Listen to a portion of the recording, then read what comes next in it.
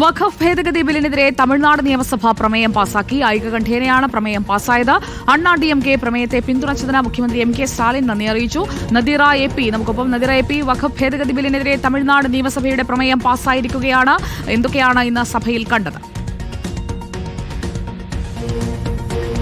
സുജയ, അണ്ണാ DMK കൂടി പിന്തുണച്ചതോടുകൂടി ഏകകണ്ഠേനയാണ് ഈ പ്രമേയം തമിഴ്നാട് നിയമസഭ പാസാക്കിയിരിക്കുന്നത്. പ്രമേയത്തിൽ പറയുന്ന പ്രധാന കാര്യം ഇതാണ്: ബില്ല് മുസ്ലിം മതവികാരം വ്രണപ്പെടുത്തുന്നതും മതസ്വാതന്ത്ര്യങ്ങൾക്ക് എതിരാണ് എന്നതാണ്. അതുകൊണ്ട് തന്നെ ഭേദഗതി ബിൽ ന്യൂനപക്ഷ വിരുദ്ധമാണെന്ന് വേണം കാണാൻ. വഖഫ് ബോർഡിന്റെ അധികാരങ്ങൾ ദുർബലപ്പെടുത്താനുള്ള ശ്രമമാണ് ഈ ഭേദഗതി ബില്ലിലൂടെ സർക്കാർ ശ്രമിക്കുന്നത്, കേന്ദ്ര സർക്കാർ ശ്രമിക്കുന്നത്.